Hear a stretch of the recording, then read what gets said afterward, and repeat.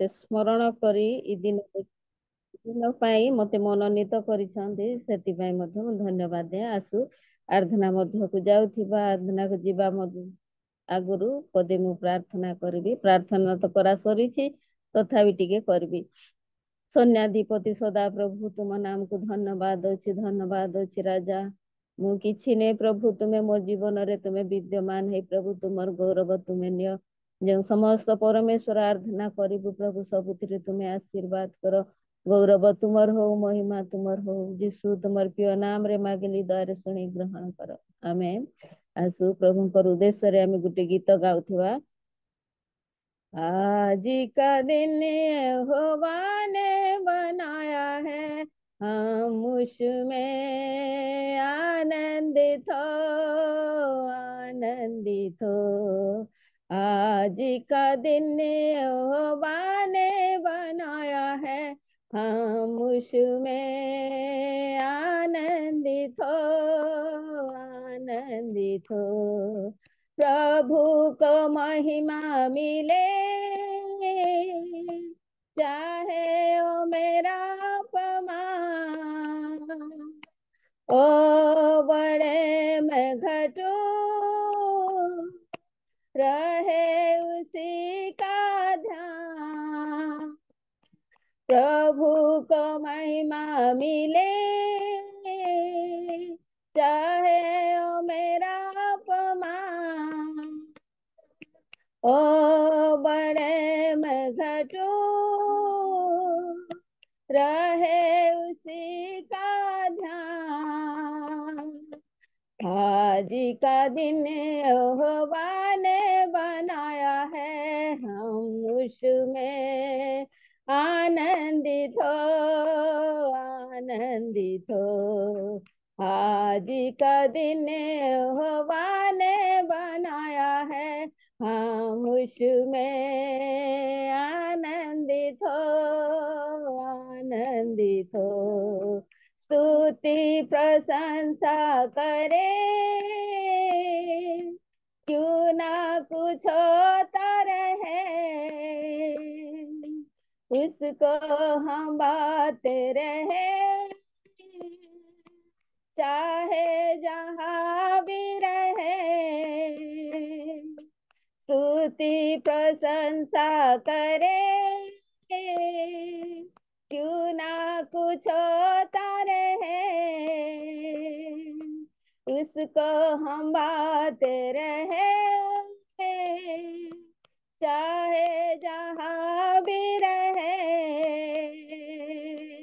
आज दिन यहोवा ने बनाया है, हम उसमें आनंदित हो। आज का दिन यहोवा ने बनाया है, हम उसमें आनंदित हो। आता हूँ तेरे पास, मुझको है तुझसे मुझको कबूल कर ले, पापों से शुद्ध कर दे। आता हूँ तेरे पास, मुझको है तुझसे मुझको कबूल कर ले, पाप से शुद्ध कर दे। आज का दिन यहोवा ने बनाया है, हम उसमें आनंदित हो। आज का दिन यहोवा ने बनाया है, हम उसमें आनंदित हो। Praise the Lord. प्रभु का नाम को धन्यवाद दे। आज का दिन यहोवा ने बनाया है, मनुष्य ने बने नाहंती मोर प्रिय लोक माने, किंतु प्रभु बनैछंती। आज मान को जीवित रखिथिबारु आमे तांको ପ୍ରଶଂସା କରିପାରୁଛୁ, ସେଥିପାଇଁ ଧନ୍ୟବାଦ ଦେ। ଆମେ ଆଉ ଗୋଟେ ଗୀତ ଗାଉଥିବା, ଓଡ଼ିଆ ଗୀତ। ଉଠ ଜାଗ ଭେଟିବାକୁ ଯିଶୁ ରାଜାରେ। ଉଠ ଜାଗ ଭେଟିବାକୁ ଯିଶୁ ରାଜାରେ। ଉଠ ଜାଗ ଭେଟିବାକୁ ଯିଶୁ ରାଜାରେ। ସ୍वर्ଗ ବାহিনী সাথে আরোহী মেঘ রথে। স্বর্গ বাহিনী সাথে আরোহী মেঘ রথে। ଆସୁଛନ୍ତି ବେଗେ ମଧ୍ୟ ଆକାଶରେ। ଆସୁଛନ୍ତି ବେଗେ ମଧ୍ୟ ଆକାଶରେ। ଉଠ ଜାଗ ଭେଟିବାକୁ ଯିଶୁ ରାଜାରେ। ଉଠ ଜାଗ ଭେଟିବାକୁ ଯିଶୁ ରାଜାରେ। ଅନୁତାପ ହୃଦୟ କର ଖେଦ କ୍ରନ୍ଦନ। ଅନୁତାପ ହୃଦୟ କର ଖେଦ କ୍ରନ୍ଦନ। କର ଯେବେ ସ୍ୱୀକାର ହେବ ପାପ ମୋଚନ। କର ଯେବେ ସ୍ୱୀକାର ହେବ ପାପ ମୋଚନ। ପରିଷ୍କୃତ ହେବ ଯୀଶୁଙ୍କର ରକ୍ତରେ। ପରିଷ୍କୃତ ହେବ ଯୀଶୁଙ୍କର ରକ୍ତରେ।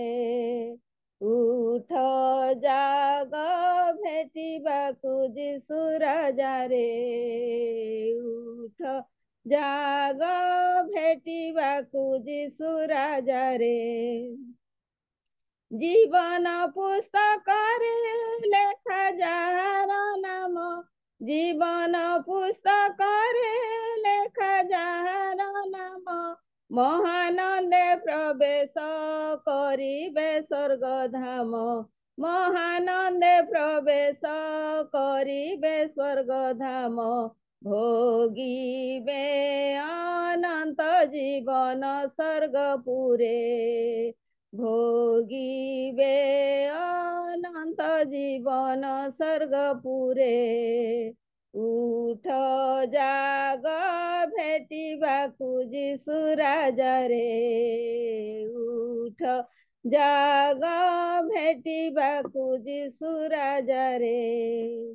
ମେଷ ଶାବକ ରକ୍ତେ ହୋଇଛି ଶୁକ୍ଳ ବନ।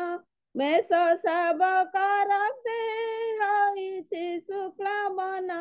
ନିଷ୍କଳଙ୍କ ନିର୍ଦାଗ ପରିତ୍ରାଣ ବସନ।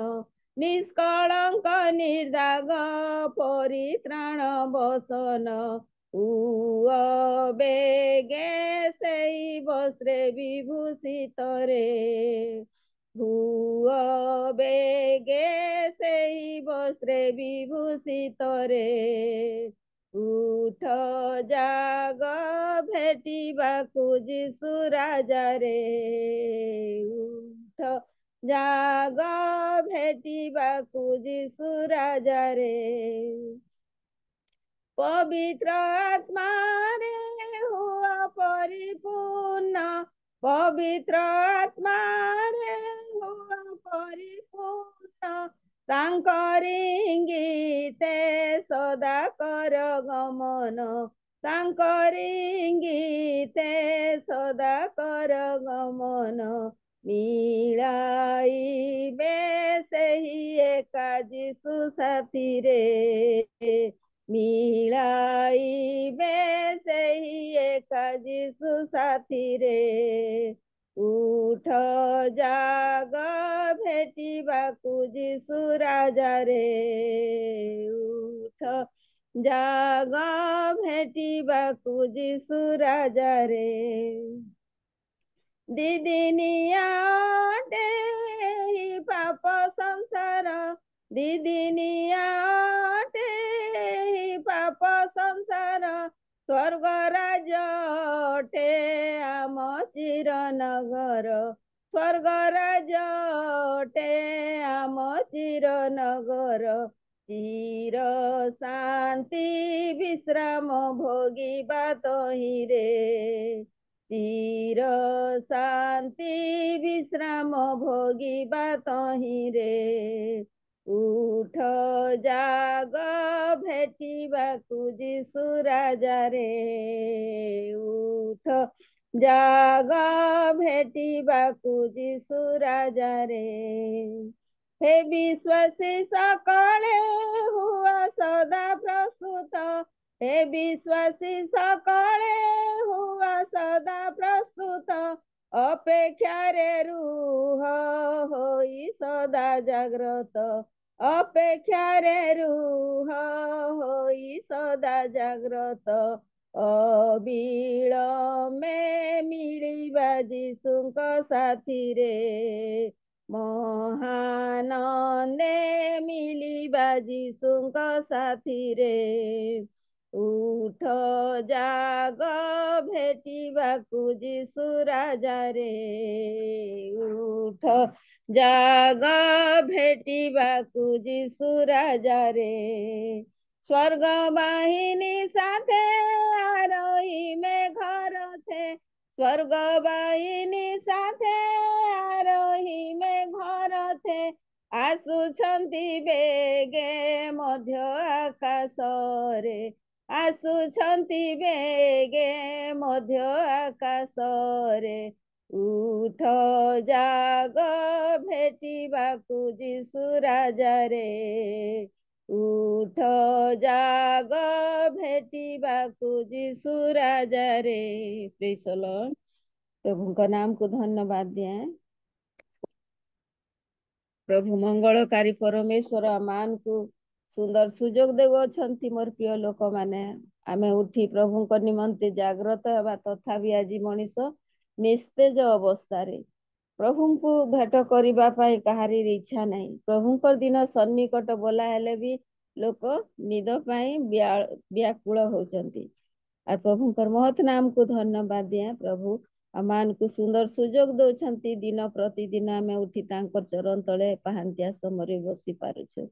और प्रभु मंगलकारी मंगलमय परमेश्वर आमको आशीर्वाद करियछंती। आमे आ गोटे गीत गाइबा दुर्दिन समय दुस्सम मध्य आमान को प्रभु रखिछंती। एस्टर न्याय जेपरी एस्टर से दिन जाग्रत है जे लोक मान उद्धार करथिले सेहीपरि आज आमान को प्रभु रखी अछंती। आम लोक मान प्रार्थना करिबा पाई आम लोक मान निमंते आम प्रभु को निकटरे निवेदन करिबा पाई आज प्रभु आमान को मनोनीत कर। अनेक लोक अछंती किंतु प्रभु आमान को से मान को मध्यरु बाछि थिबारु प्रभु को नाम को धन्यवाद। आम आ गोटे गीत गाउतिबा। जागी उठ আজি एस्टर तुमे गो निज जाति लोक पाई। निज जाति लोक पाई। जागी उठ আজি एस्टर तुमे गो निज लोक पाई। निज जाति लोक पाई। विपदर दिन आसुअछि माड़ी। विपदर दिन आसुअछि माड़ी। बिना स्वर ध्वनि देई। बिना स्वर ध्वनि देई। जागी उठ আজি एस्टर तुमे निज जाति लोक पाई। निज जाति लोक पाई। किए जानी पारे दुर्दिन काल रे पाइछ सुजोग तुमे। विनाशर पथे अगणित नरे अछंती मुक्ति संधाने। किए जानी पारे दुर्दिन कालने पाइछ सुजोग तुमे। विनाशर पथे अगणित जेते ଅଛନ୍ତି ମୁକ୍ତି ସନ୍ଧାନେ। ବିନିଯୋଗ କର ଏଇ ସୁଯୋଗର, ବିନିଯୋଗ କର ଏଇ ସୁଯୋଗର, নীরব ଆଉ ନ ରହି, নীরব ଆଉ ନ ରହି। ଜାଗି ଉଠ ଆଜି ଏଷ୍ଟର ତୁମେ, ନିଜ ଜାତି ଲୋକ ପାଇଁ, ନିଜ ଜାତି ଲୋକ ପାଇଁ।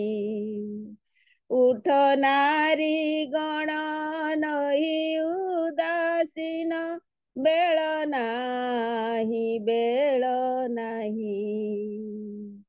ଏଷ୍ଟରର ସମ କର ପ୍ରାଣପଣ, ପରର ମଙ୍ଗଳ ପାଇଁ। ଉଠ ନାରୀ ଗଣ ନହି ଉଦାସୀନ, ବେଳ ନାହିଁ ବେଳ ନାହିଁ। ଏଷ୍ଟରର ସମ କର ପ୍ରାଣପଣ, ପରର ମଙ୍ଗଳ ପାଇଁ। ଆସୁ ଯେତେ ଦୁଃଖ ନିନ୍ଦା ଅପବାଦ, ଆସୁ ଯେତେ ଦୁଃଖ ନିନ୍ଦା ଅପବାଦ, ଯୀଶୁ ନାମେ ଯାଅ ସହି, ଯୀଶୁ ନାମେ ଯାଅ ସହି। ଜାଗି ଉଠ ଆଜି ଏଷ୍ଟର ତୁମେ, ନିଜ ଜାତି ଲୋକ ପାଇଁ, ନିଜ ଜାତି ଲୋକ ପାଇଁ। ବିପଦର ଦିନ ଆସୁଅଛି ମାଡ଼ି, ବିପଦର ଦିନ ଆସୁଅଛି ମାଡ଼ି, ବିନାଶର ଧ୍ୱନି ଦେଇ,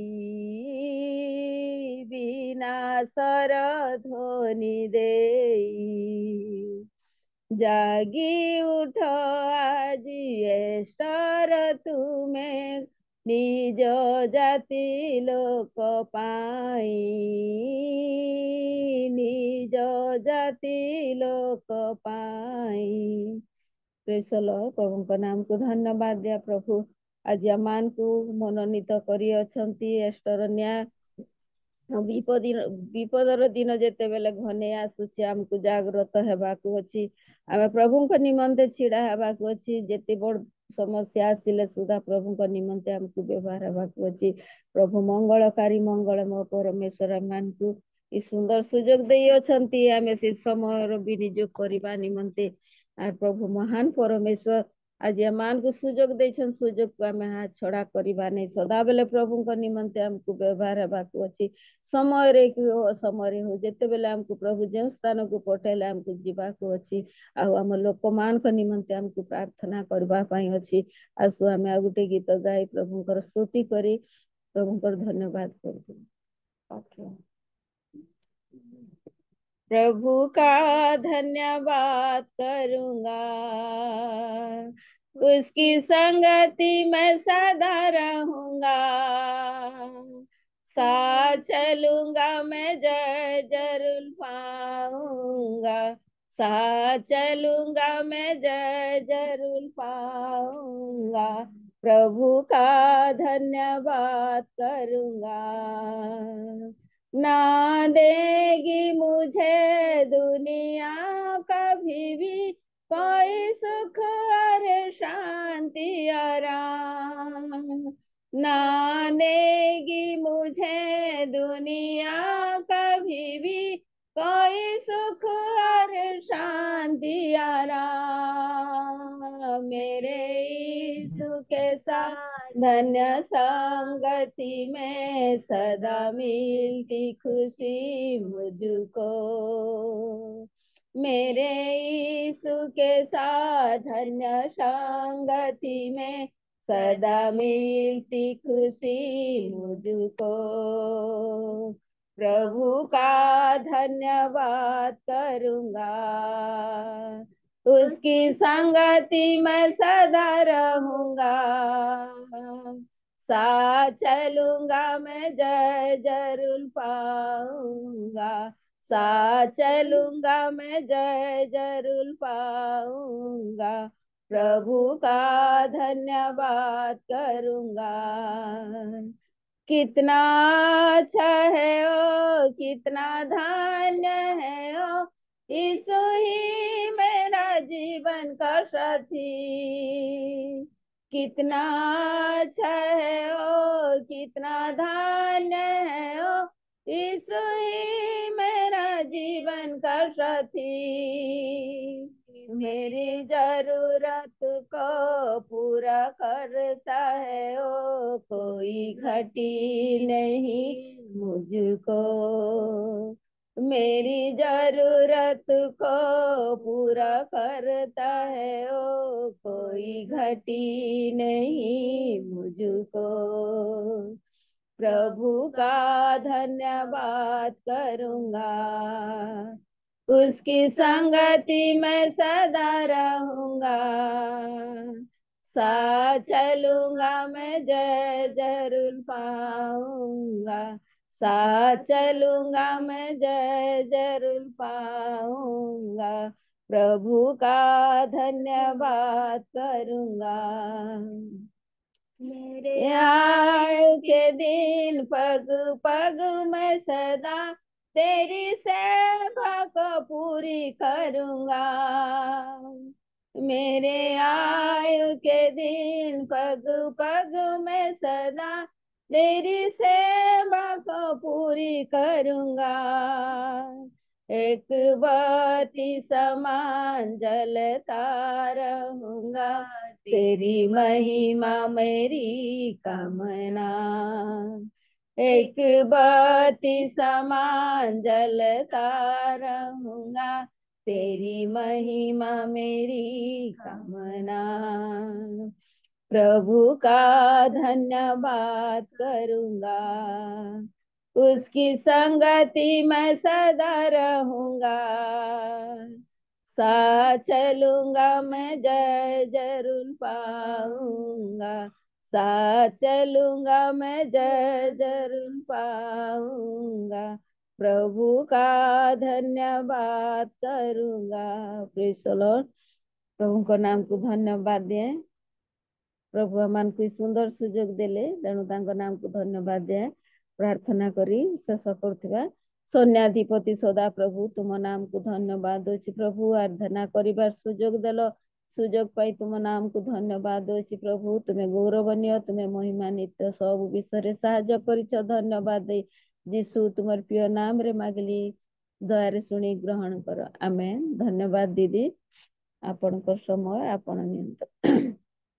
धन्यवाद।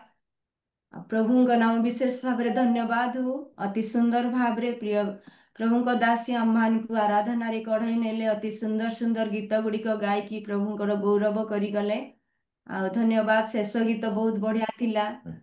आउ प्रभु आपण को आशीर्वाद करंतु, एपरी अन्य दिन मान करे भी व्यवहार करंतु। आउ आसंतु वर्तमान आमे मुख्य विषय को जीवा, ता पूर्वर प्रार्थना करिबा। आराधना करिथिबा प्रिय प्रभु को दासी निमंते एवं वाक्य नहीं आसुथिबा दासी निमंते प्रार्थना करिबा। आ मु अनुरोध करिबी हम मान को मध्यरे प्रभु को दासी हेमलता सुना दीदी अछंती, सुनी पारुछंती दीदी?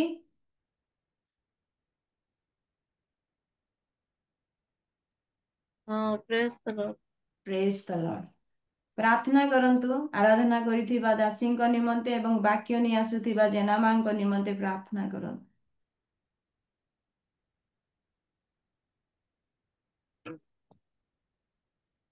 आसंतु प्रार्थना करिबा। समस्त को प्रेज द लॉर्ड। नमस्कार, धन्यवाद। प्रभु तुम पवित्र महानाम गौरव करुचु, प्रशंसा करुचु। तुम्हें अनुग्रह कल, दया कल बापा। आरंभ समय पर्यंत सभापति ईश्वर आज मध्यस्थी प्रार्थनार आरंभ ठारू ए समय पर्यंत जेते समस्ते प्रार्थना करिसंती, प्रत्येक विषय तुमर अनुग्रह प्रदान करिछ। ପ୍ରତ୍ୟେକଙ୍କର ପ୍ରାର୍ଥନା ତୁମେ ଶୁଣିଛ ପ୍ରଭୁ, ସେଥିପାଇଁ ଧନ୍ୟବାଦ ଦେଉଛି। ମଧ୍ୟ ସେ ପ୍ରାର୍ଥନାରେ କଳେଇ ହେଇଥିବା ତୁମ ଦାସଙ୍କୁ ମଧ୍ୟ ଆଶୀର୍ବାଦ କର, ଦୟା କର, ଅନୁଗ୍ରହ କର ପ୍ରଭୁ। ପ୍ରତ୍ୟେକ ସମୟରେ ତୁମର ଅନୁଗ୍ରହ କରଛୁ ବୋଲି ପ୍ରାର୍ଥନା କରୁଥିବା ପାଇତେ ବେଳେ ଆମମାନେ ପ୍ରଭୁ ଉପାସନାରେ ଆଗକୁ ବଢୁଛୁ ପ୍ରଭୁ। ତୁମେ ଆମ ପ୍ରତ୍ୟେକଙ୍କୁ ଆଶୀର୍ବାଦ କର, ଉପାସନାର ଆରମ୍ଭରୁ ଶେଷ ପର୍ଯ୍ୟନ୍ତ ସହବର୍ତ୍ତୀ କର। ରିଡିଂ କରୁଥିବା ତୁମ ଦାସଙ୍କୁ, ଆରାଧନା କରିବାକୁ ଆସୁଥିବା ତୁମ ଦାସଙ୍କୁ, ପୁଣି ପ୍ରଭୁ ବାକ୍ୟ ଜ୍ଞାନ ଆସିଥିବା ଦାସଙ୍କୁ ତୁମର ଚରଣ ତଳେ ସମର୍ପଣ କଲି। ପ୍ରତ୍ୟେକଙ୍କୁ ତୁମେ ଆଶୀର୍ବାଦ କରି ତୁମରି ବାହୁଛା ତଳେ ରକ୍ଷା କର, ତୁମରି ଗୌରବ କରିବାକୁ ସାହାଯ୍ୟ କର ପ୍ରଭୁ। ତୁମ ଆତ୍ମାରେ ଅଭିଷେକ ଦେଇ ପ୍ରତ୍ୟେକଙ୍କୁ ତୁମେ ପବିତ୍ର ଆତ୍ମାରେ ପୂର୍ଣ୍ଣ କର, ତୁମ ଗୌରବ କରିବାକୁ ସାହାଯ୍ୟ କର। ଏତେବେଳେ ପ୍ରଭୁ ପ୍ରତ୍ୟେକ ନେଟୱାର୍କ ସ୍ଥିର କର, ପ୍ରତ୍ୟେକଙ୍କୁ ତୁମରି ଅନୁଗ୍ରହରେ ପରିପୂର୍ଣ୍ଣ କର। ପ୍ରତ୍ୟେକ ଡିଭାଇସର ଯତ୍ନ କର ନେଇ ପ୍ରଭୁ ସୁସ୍ଥିର ଭାବରେ ସ୍ଥିର ଚିତ୍ତରେ ଯେପରି ଆମମାନେ ପ୍ରଭୁ ତୁମର ପ୍ରଶଂସା କରିବୁ, ଗୌରବ କରିବୁ, ତୁମର ବାକ୍ୟ ଶୁଣିବୁ ପ୍ରଭୁ, ସେପରି ଆଶୀର୍ବାଦ କର, ଦୟା କର। ସମସ୍ତ ପ୍ରାର୍ଥନା ଶୁଣିଲ, ଧନ୍ୟବାଦ ଏଇ ଯୀଶୁ ତୁମ ପବିତ୍ର ନାମରେ, ଆମେନ୍। ଧନ୍ୟବାଦ। ପ୍ରଭୁ ଆପଣଙ୍କୁ ଆଶୀର୍ବାଦ କରନ୍ତୁ। ପ୍ରାର୍ଥନା ସକାଶୁ ଆସନ୍ତୁ ଏ ସମୟରେ ଆମେ ବାକ୍ୟ ଶୁଣିବାର ସମୟ। ପ୍ରଭୁ ଆମମାନଙ୍କୁ ଯେଉଁ ସୁନ୍ଦର ସୁଯୋଗ ଦେଇଛନ୍ତି ପ୍ରାତଃ କାଳରେ ଆମମାନେ ବାକ୍ୟ ଶୁଣିବାକୁ ଯିବା। ଆଉ ଆମମାନଙ୍କ ମଧ୍ୟରେ ଅତି ସୁପରିଚିତ ଜେନା ମା, ଯିଏକି ରାଣୀପେଣ୍ଠ ଠାରୁ ଆମମାନଙ୍କ ମଧ୍ୟରେ ଉପସ୍ଥିତ ଅଛନ୍ତି। ମୁଁ ଆଗରୁ ଅନେକ ଥର ତାଙ୍କ ବାକ୍ୟ ଶୁଣିଛି। ଅତି ସୁନ୍ଦର ଭାବରେ, ସରଳ ଭାବରେ, ନମ୍ର ଭାବରେ ସେ ଯେତେବେଳେ ବି ବାକ୍ୟ ପ୍ରଚାର କରିବେ ଅତି ନମ୍ର ଭାବରେ, ସ୍ଥିର ଭାବରେ ବାକ୍ୟକୁ ଅତି ସୁନ୍ଦର ଭାବରେ ବୁଝେଇ ନେବେ। ଆଉ ଆଜି ମଧ୍ୟ ଆମମାନେ ସୁଯୋଗ ପାଇଛୁ ପ୍ରିୟ ପ୍ରଭୁଙ୍କ ଦାସୀଙ୍କ ଠାରୁ ତାଙ୍କ ବାକ୍ୟ ଶୁଣିବା ନିମନ୍ତେ। ଆଉ ଆମମାନେ ସମସ୍ତେ କରତାଳ ଦ୍ଵାରା ପ୍ରିୟ ପ୍ରଭୁଙ୍କ ଦାସୀଙ୍କୁ ଆଉ ସ୍ୱାଗତ କରିବା। ଜେନା ମା, ପ୍ରେଜ ଦ ଲର୍ଡ। ପ୍ରେଜ୍ ଦ ଲର୍ଡ, ପ୍ରେଜ୍ ଦ ଲର୍ଡ। ବର୍ତ୍ତମାନ ସମସ୍ତଙ୍କୁ ଆପଣଙ୍କ ନମସ୍କାର। ସମୟ ବାକ୍ୟ। ପ୍ରଭୁଙ୍କ ମହତ୍ ନାମ ଧନ୍ୟ ହଉ। ଶୁଭା ଯାଉଛି ମା? ଶୁଭୁଛି? ପ୍ରଭୁଙ୍କ ମହତ୍ ନାମ ଧନ୍ୟ ହେଉ। ସେ ଅନୁଗ୍ରହ କଲେ ପ୍ରାତଃ କାଳରେ ତାଙ୍କ ସେବା କରିବା ପାଇଁ। ରାତ୍ରିର ସମସ୍ତ ମଙ୍ଗଳରୁ ଆମମାନଙ୍କୁ ସୁରକ୍ଷିତ କଲେ। ଏ ଶୁଭ ସକାଳ ଦେଖିବା ପାଇଁ ଅନୁଗ୍ରହ କଲେ।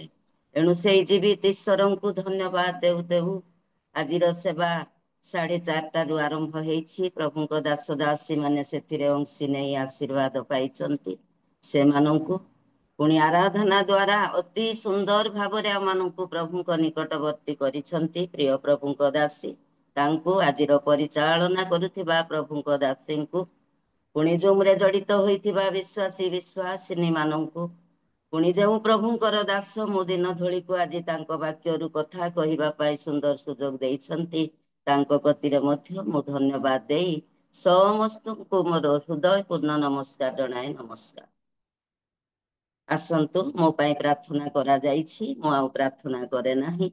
ଆଜିର ଶାସ୍ତ୍ରାଂଶ ହେଲା ଦ୍ୱିତୀୟ ରାଜାବଳୀ 4:1-7 ପଦ ପର୍ଯ୍ୟନ୍ତ। ଯଦି କୌଣସି ଭଉଣୀ ପଢି ଶୁଣେଇବେ ଭଲ ହବ, ନତୁବା ମୁଁ ପଢିଦେବି।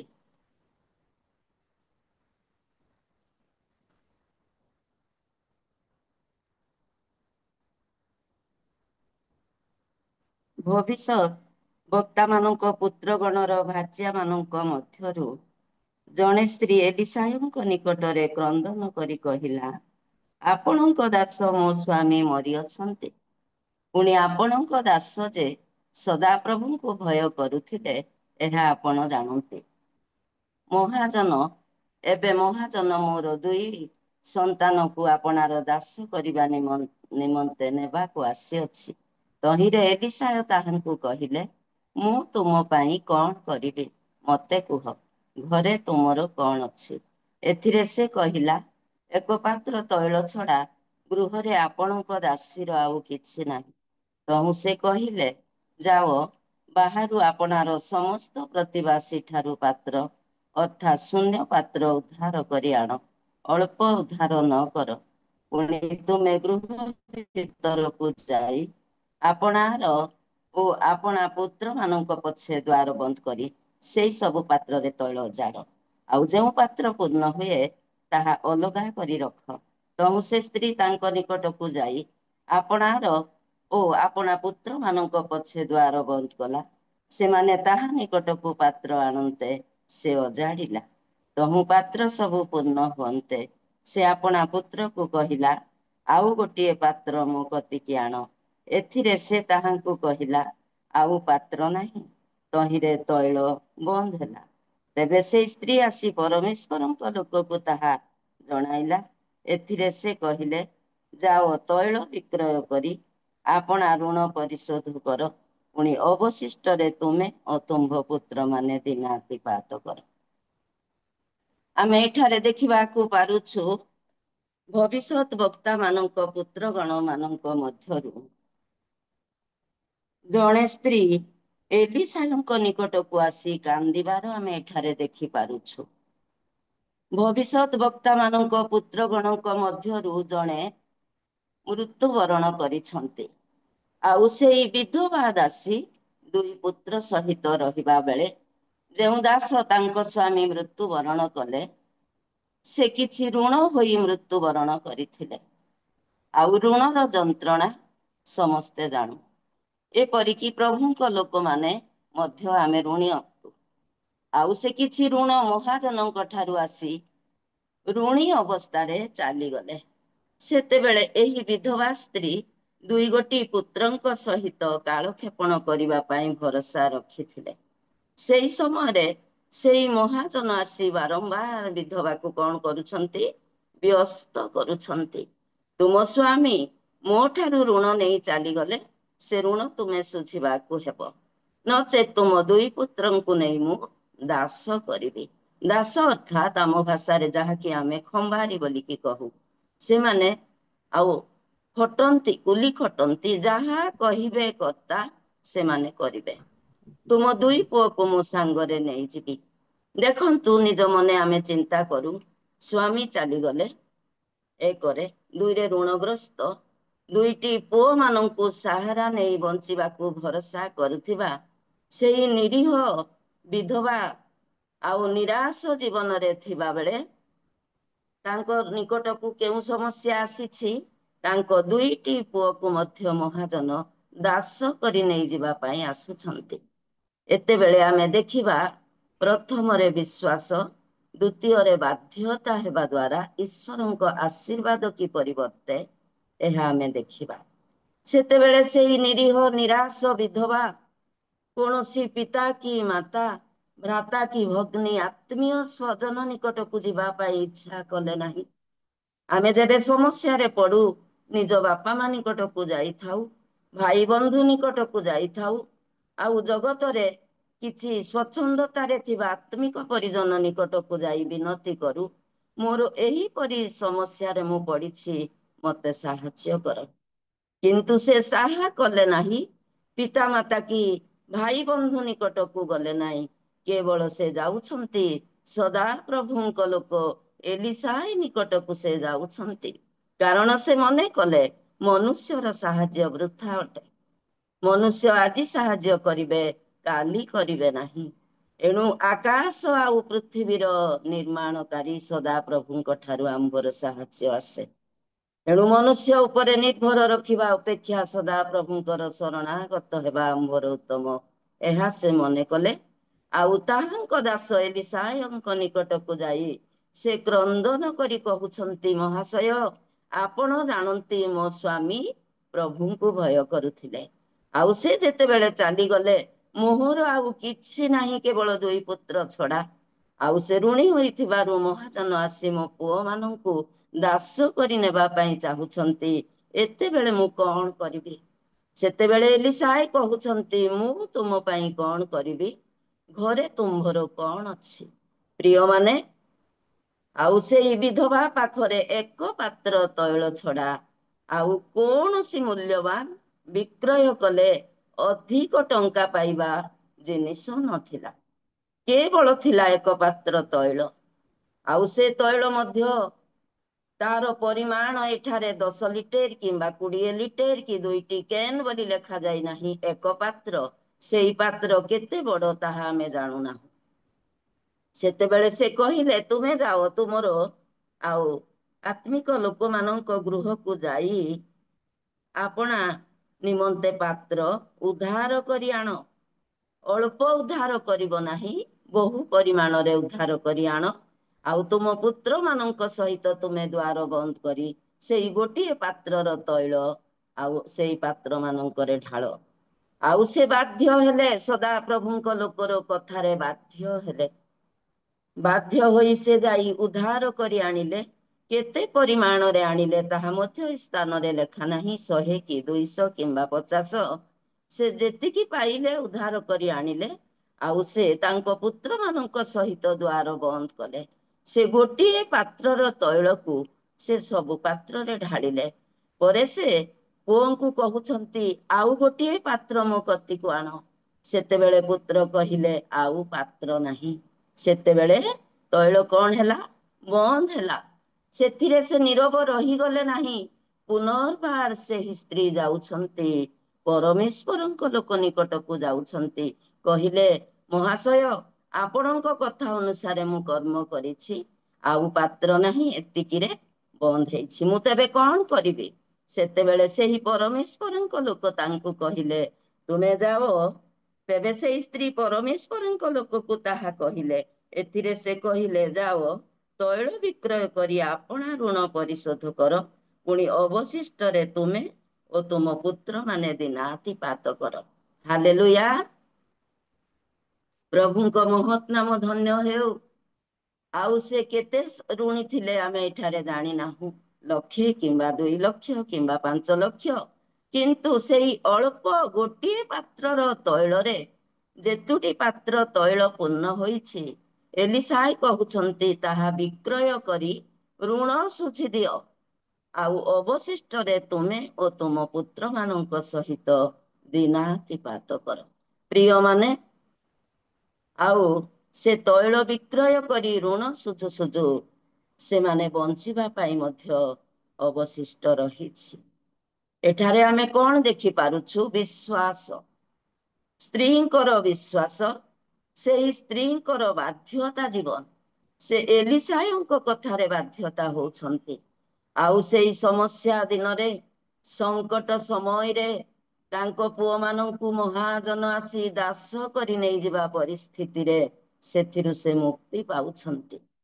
ଏଣୁ ବାସ୍ତବରେ ଆମେ ପ୍ରତ୍ୟେକଙ୍କ ଜୀବନ ହୃଦୟ ରୂପ ପାତ୍ରରେ ନିତାନ୍ତ ପବିତ୍ର ଆତ୍ମା ରୂପ ତୈଳ ରହିବାକୁ ହେବ। ଆଉ ସେଇ ଅଳ୍ପ ଯେବେ ଆମେ ସଦାପ୍ରଭୁଙ୍କ ନିକଟକୁ ନେଇଯାଉ, ତାହା ସେ ବହୁ ପରିମାଣରେ ବଢାଇ ଦେବା ପରମେଶ୍ୱର ଅଟନ୍ତି। ଆଉ ତାଙ୍କ ପିଲାମାନଙ୍କ ବିଷୟରେ ଆମେ ଯେବେ ଦେଖିବା, ମହାଜନ ଆସି 2ଟି ପିଲାମାନଙ୍କୁ ଦାସ କରି ନେଇଯିବେ। ପ୍ରିୟମାନେ, ଆଜି ଆମମାନଙ୍କ ପିଲାମାନଙ୍କୁ ଶୟତାନ ମହାଜନ ରୂପରେ ଆସି ଦାସ କରି ନେଇଯିବାକୁ ବସିଲେଣି। ଏଣୁ ସେଇ ପିଲାମାନଙ୍କୁ ରକ୍ଷା କରିବା ପାଇଁ ଆମେ କାହା ନିକଟକୁ ଯିବାକୁ ହେବ? କଣ କରିବାକୁ ହେବ? ଆଉ ବିଳାପ 2:19 ଲେଖାଯାଏ, ଉଠ, ରାତ୍ରିର ପ୍ରତ୍ୟେକ ପ୍ରହରରେ ତାହାଙ୍କ ନିକଟରେ ଆର୍ତ୍ତସ୍ୱର କର। ତୁମମାନଙ୍କର ହୃଦୟ ତାହାଙ୍କ ଛାମୁରେ ଜଳ ପରି ଢାଳି ଦିଅ। ତୁମର ବାଳକ ବାଳିକାର ପ୍ରାଣ ରକ୍ଷାର୍ଥେ ତାହାଙ୍କ ଛାମୁରେ କୃତାଞ୍ଜଳି ହୁଅ। ଏବେ ଆମେ ଗୀତରେ ଶୁଣୁଥିଲୁ ପ୍ରିୟ ଦାସୀଙ୍କ ଦ୍ଵାରା, ଉଠ ହେ ନାରୀଗଣ ଉଠ।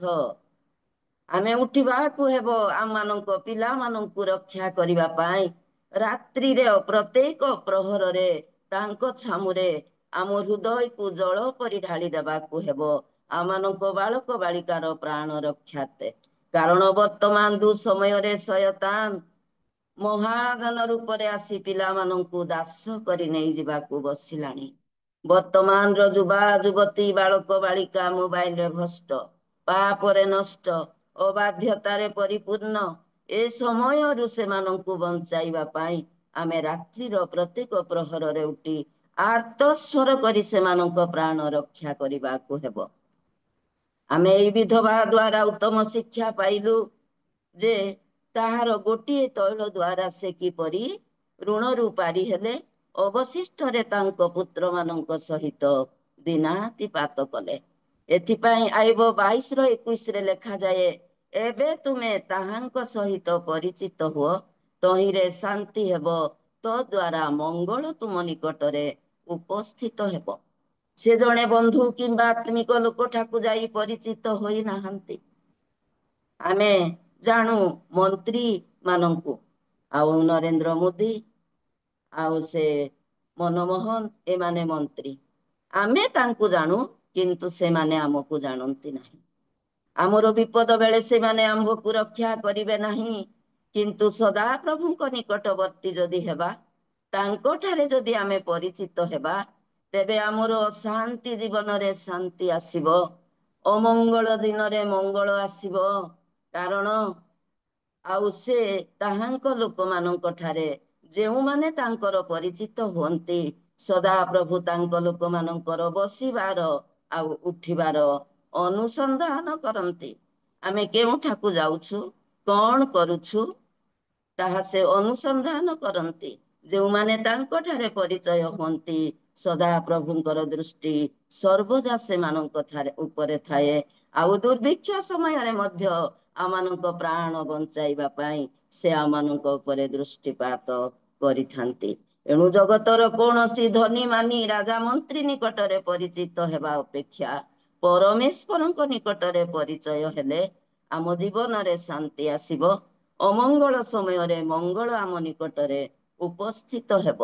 ଆମେ ଯେବେ ଦେଖିବା ପ୍ରଥମ ରାଜାବଳୀ 17ର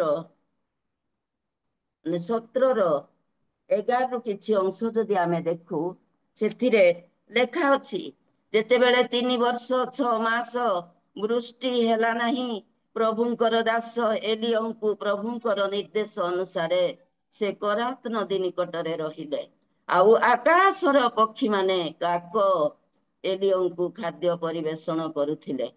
ଆମେ କାଉଁ ବିଷୟରେ ସମସ୍ତେ ଜାଣୁ, ଯେଉଁ କାଉଁ କି ହାଣ୍ଡିର ଢାଙ୍କୁଣୀ ଉଠେଇ ଖାଇନିଏ, ଯାହା ସେ ଦୋକାନ ବଜାରରେ ଥିବା ରୁଟି ଟାଣି ନେଇଯାଏ।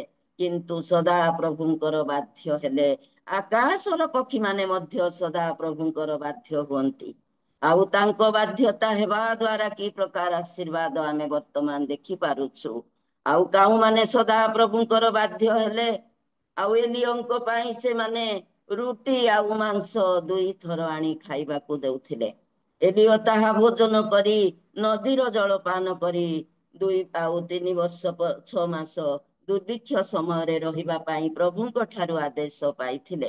ଯେତେବେଳେ ବୃଷ୍ଟି ବନ୍ଦ ହେଲା, ଆଉ ସେହି ନଦୀର ଜଳ ମଧ୍ୟ ଶୁଖିଯିବାକୁ ଲାଗିଲା, ସେତେବେଳେ ସଦାପ୍ରଭୁଙ୍କ ନିର୍ଦ୍ଦେଶ ଅନୁସାରେ ଏଲିୟ ସାରିପତ୍ର ଜଣେ ବିଧବା ନିକଟକୁ ଯାଉଛନ୍ତି। ଇସ୍ରାଏଲ ମଧ୍ୟରେ ଅନେକ ଧନଶାଳୀ ବିଧବା ଥିଲେ ପ୍ରିୟମାନେ, କିନ୍ତୁ ସେଦିନ ଏଲିୟ କୌଣସି ଧନଶାଳୀ ବିଧବା ନିକଟକୁ ପ୍ରେରିତ ହୋଇନାହାନ୍ତି। କାରଣ ଧନୀ ବିଧବା ଗୃହରେ ଥିବ ଖାଇବା ପାଇଁ, ଏହି ସାରିପତ୍ର ଜଣେ ଦରିଦ୍ର ବିଧବା ନିକଟକୁ ଯିବା ପାଇଁ ସଦାପ୍ରଭୁ ତାଙ୍କୁ ଆଜ୍ଞା କରିଥିଲେ। ଯେତେବେଳେ ଏଲିୟ ଯାଉଛନ୍ତି, ଦୂରରୁ ସେ ଦେଖିଲେ ବିଧବା କାଠ ସାଉଁଟୁ ଅଛି। ଯେତେବେଳେ ସେ ବିଧବାର ଦ୍ୱାର ନିକଟକୁ ଆସିଲେ, ବିଧବାକୁ କହିଲେ, ମୋ ପାଇଁ ଆଉ ପାତ୍ରରେ କିଛି ଜଳ ଆଣ, ମୁଁ ପାନ କରିବି। ସେ ଜଳ ଆଣିବା ପାଇଁ ଯାଉଥିବା ବେଳେ ଆଉ ଏଲିୟ ତାଙ୍କୁ କହୁଛନ୍ତି, ମୋ ପାଇଁ ବିନୟ କରୁଅଛି, ମୋ ପାଇଁ ଖଣ୍ଡେ ହାତରେ ରୁଟି ଆଣ। ତେଣୁ ସେ କହିଲା, ସଦାପ୍ରଭୁ ପରମେଶ୍ୱର ଜୀବିତ ଥିବା ପ୍ରମାଣେ ମୋ ଠାରେ ଗୋଟିଏ ପିଠା ନାହିଁ, କେବଳ କଳସରେ ଅଳ୍ପ ମଇଦା, ପାତ୍ରରେ ଅଳ୍ପ ତୈଳ ଅଛି, ଆଉ ମୁଁ କାଠ ସାଉଁଟୁ ଅଛି। ସେଇ ଅଳ୍ପ ମଇଦାରେ ଗୋଟିଏ ପିଠା କରି ଖାଇ ମୁଁ ଓ ମୋ ପୁତ୍ର ମରିବୁ। ଆଉ ଆମର କିଛି ନାହିଁ। ସଦାପ୍ରଭୁ ମହାନ, ଯେଉଁମାନେ ବିଶ୍ୱାସ କରନ୍ତି ସେ ନିରାଶ ଜୀବନରେ ଆଶା ସଞ୍ଚାରି ଦିଅନ୍ତି। ନଥିବା ସ୍ଥାନରେ ଥିବା ବସ୍ତୁକୁ ଆଣନ୍ତି, ସଦାପ୍ରଭୁ ନଥିବା ସ୍ଥାନରେ ଥିବା ବସ୍ତୁକୁ ଆଣନ୍ତି। ସେହି ଜୀବିତ ପରମେଶ୍ୱର ଧନ୍ୟ। ଆଉ ସେଇ ବିଧବା ଏଲିୟର ବାଧ୍ୟ ହେଲେ, ଆମେ ହୁଏତ ମୋ ପରିସ୍ଥିତି ହେଲେ ମନା କରି ଦେଇଥାନ୍ତି। ମୋ ପୁଅ ସହିତ ଗୋଟିଏ ପିଠା ଖାଇ ମୁଁ ମରିବା ପାଇଁ ଯାହା ଅଳ୍ପ ଅଛି, ତାହା ପ୍ରଥମରେ ଆପଣ ମାଗୁଛନ୍ତି, ଏହା କିପରି ସମ୍ଭବ? କିନ୍ତୁ ସେ କହିଲେ, ମୁଠିଏ ମଇଦା, ପାତ୍ରରେ ଅଳ୍ପ ତେଲ ଅଛି। ଦେଖ, ମୁଁ 2 ଖଣ୍ଡ କାଠ ସାଉଁଟୁ ଅଛି, ଆଉ ତହିଁରେ ପିଠା କରି ମୁଁ ମୋ ପୁତ୍ର ପାକ କରି ଖାଇ ମରିବୁ। ଏଥିରେ ଏଲିୟ କହିଲେ, ଭୟ କର ନାହିଁ, ଯାହା କହିଲ ତାହା କର, ମାତ୍ର ତହିଁରୁ ପ୍ରଥମେ ମୋ ପାଇଁ ଗୋଟିଏ ପିଠା ମୋ କତିକୁ ଆଣ। ଆଉ ସେଇ ସ୍ତ୍ରୀ ଏଲିୟଙ୍କର ବାଧ୍ୟ ହେଲେ। ଆଉ ପ୍ରଥମେ ପିଠାଟି କରି ଯେତେବେଳେ ପ୍ରଥମଟି ଏଲିୟଙ୍କୁ ଦେଉଛନ୍ତି, ତେବେ ଏଲିୟ କହୁଛନ୍ତି, ଯୋଉ ପର୍ଯ୍ୟନ୍ତ ଭୂମିରେ ବୃଷ୍ଟି ନ ବର୍ଷାନ୍ତି ସଦାପ୍ରଭୁ, ସେଇ ଦିନ ପର୍ଯ୍ୟନ୍ତ କଳସ ଶୂନ୍ୟ ହେବ ନାହିଁ, କିଓ ବା ପାତ୍ରର ତୈଳରେ ଅଭାବ ହେବ ନାହିଁ। ତହିଁରେ ସେ ଯାଇ ଏଲିୟଙ୍କ ବାକ୍ୟ ଅନୁସାରେ କଲା। ପୁଣି ସେ ଓ ଏଲିୟ ଓ ସେଇ ସ୍ତ୍ରୀ ପରିଜନ ଅନେକ ଦିନ ଯାଏ ଭୋଜନ କଲେ। ପ୍ରିୟମାନେ, ଯାହାକି ମୁଠିଏ ମଇଦା ଅଳ୍ପ ତେଲ, ତାହା ପାକ କରି ଖାଇ ମା ଓ ପୁଅ ମରିବା ପାଇଁ ସେମାନେ ପ୍ରତିଶ୍ରୁତି ଦେଇଥିଲେ। କିନ୍ତୁ ଧନ୍ୟ ସେଇ ଜିହୋବା ସଦା ପ୍ରଭୁ, ଆକାଶ ଭଣ୍ଡାର ତାଙ୍କ ବିଶ୍ୱାସକାରୀ ମାନଙ୍କ ପାଇଁ ସେ ମୁକ୍ତ କରିଦିଅନ୍ତି। ଆମେ ନିଜ ନିଜ ଜୀବନକୁ ଅନୁଭବ କରୁ। ଆମେ ଜଗତକୁ କଣ ନେଇକି ଆସିଛୁ? କିଛି ନାହିଁ। କିନ୍ତୁ ଆଜି ପର୍ଯ୍ୟନ୍ତ ସେ ଆମର ଭାର ବହିଛନ୍ତି। 1 ବର୍ଷ ପାଇଁ ଆମର ପ୍ରୟୋଜନ ବିଷୟ ଯଦି ଆମେ ହିସାବ କରିବା, ତେବେ ଆମ ଛାତି ଫାଟିଯିବ। ଆମର ଖାଇବା, ପିନ୍ଧିବା, ଗୃହ ଭଡ଼ା, ରହିବା, କରେଣ୍ଟ ବିଲ୍, ପିଲାମାନଙ୍କର ଆବଶ୍ୟକ, କିନ୍ତୁ ଲକ୍ଷ ଲକ୍ଷ ପରିମାଣରେ ସେ ଆମମାନଙ୍କୁ ଯୋଗାଇ ଆସୁଛନ୍ତି।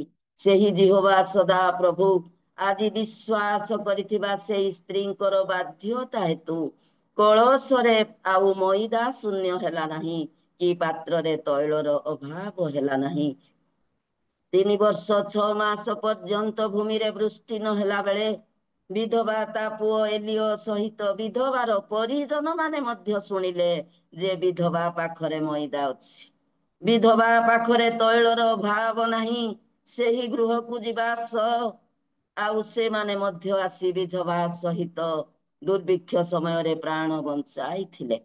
ଆମେ ଯେବେ ଦେଖିବା, ଆଉ ସଦା ପ୍ରଭୁ ନିରାଶ ଜୀବନରେ ଆଶା ଭରି ଦିଅନ୍ତି, ନଥିବା ସ୍ଥାନରେ ଥିବା ବସ୍ତୁକୁ ଆଣନ୍ତି।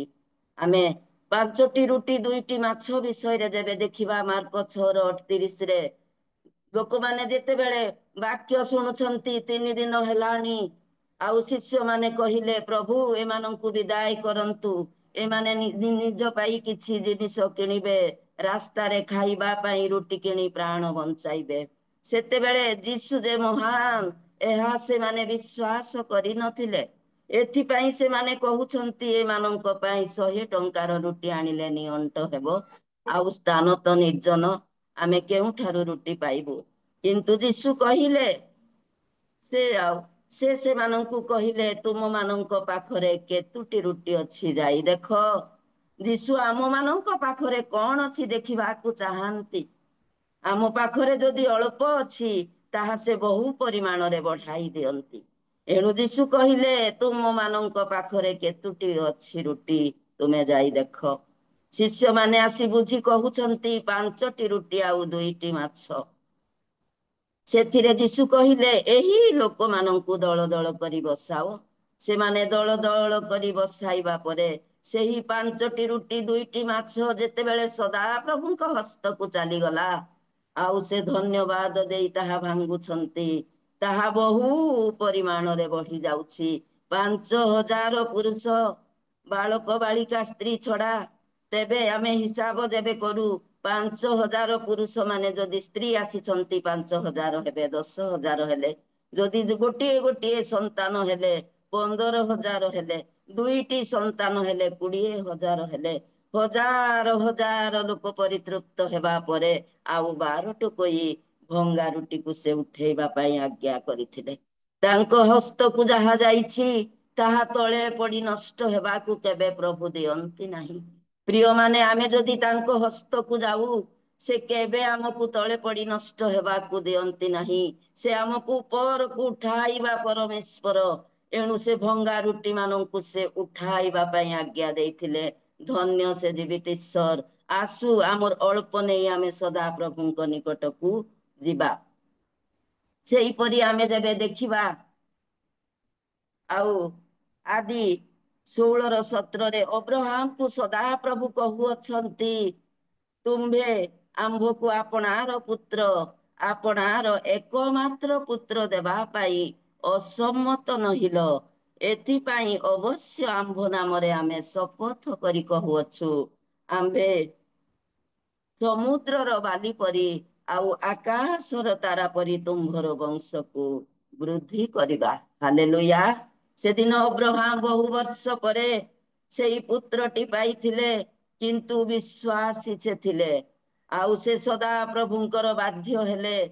ଆଉ ସେ ସଦାପ୍ରଭୁ ଯେତେବେଳେ ତାଙ୍କୁ ପରୀକ୍ଷା କରିବା ପାଇଁ କହୁଛନ୍ତି ଯେ ତୁମ୍ଭର ଏକମାତ୍ର ପୁତ୍ର ମତେ ଦିଅ, ତୁମେ ମୋରିଆ ପର୍ବତରେ ନେଇ ତାହାଙ୍କୁ ବଳି କର, ସେ ଅସମ୍ମତ ନହିଲେ। ତାଙ୍କ ଏକ ପୁତ୍ରକୁ ନେଇ ବଳି କରିବା ପାଇଁ ସେ ମୋରିଆ ପର୍ବତକୁ ଗଲେ। କାରଣ ସେ ବିଶ୍ୱାସ କଲେ ସଦା ପ୍ରଭୁ ମୃତ ହେଲେ ମଧ୍ୟ ଜୀବିତ କରିବେ। ଯେଉଁମାନେ ତାହାଙ୍କ ଠାରେ ବିଶ୍ୱାସ କରନ୍ତି ସେମାନେ ମୃତ ହେଲେ ମଧ୍ୟ ପୁନର୍ବାର ବଞ୍ଚିବେ। ଏଣୁ ମୋର ଏକମାତ୍ର ପୁତ୍ରକୁ ଯେବେ ସଦା ପ୍ରଭୁ ଚାହିଁଛନ୍ତି, ତେବେ ସେ ମୃତ ହେଲେ ମଧ୍ୟ ସେ ତାଙ୍କୁ ପୁନର୍ଜୀବିତ କରିବେ। ତାଙ୍କ ପ୍ରତିଜ୍ଞାକୁ ସେ କେବେ ଭୁଲି ଯିବେ ନାହିଁ। ଏଥିପାଇଁ ଏକମାତ୍ର ପୁତ୍ରକୁ ବଳି ଦେବା ପାଇଁ ଅବ୍ରାହମ ଯାଇଥିଲେ। ସେତେବେଳେ ସଦାପ୍ରଭୁ ଅବ୍ରାହମକୁ କହୁଛନ୍ତି, ହେ ଅବ୍ରାହମ, ତୁମେ ଆମ୍ଭକୁ ଏକମାତ୍ର ପୁତ୍ର ଦେବା ପାଇଁ ଅସମ୍ମତ ନହିଲ। ଏଥିପାଇଁ ଆମ୍ଭ ନାମରେ ଆମେ ଶପଥ କରି କହୁଅଛୁ, ଆମ୍ଭେ ତୁମ୍ଭକୁ ଆଶୀର୍ବାଦ କରିବା। ଆକାଶର ତାରା, ସମୁଦ୍ରର ବାଲି ପରି ତୁମର ବଂଶକୁ ବୃଦ୍ଧି କରିବା। ବିଶ୍ୱାସ ପ୍ରଥମରେ, ଦ୍ୱିତୀୟରେ ବାଧ୍ୟତା। ତାହେଲେ ସଦାପ୍ରଭୁଙ୍କର ଆଶୀର୍ବାଦ ଆମ ପାଇଁ ଆସିଥାଏ। ସେହିପରି ଆମେ ଯେବେ ଦେଖୁ ଆଦି 32:10 ଯାକୁବ ବିଷୟରେ ଦେଖି ଆମେ ଶେଷ କରିବା। ଆଉ ଯାକୁବ ପ୍ରାଣ ରକ୍ଷା କରିବା ପାଇଁ ଭାଇ ଏସଠାରୁ ନିଜ ମାମୁଁ ଲାବନ ଗୃହକୁ ଚାଲି ଯାଇଥିଲେ।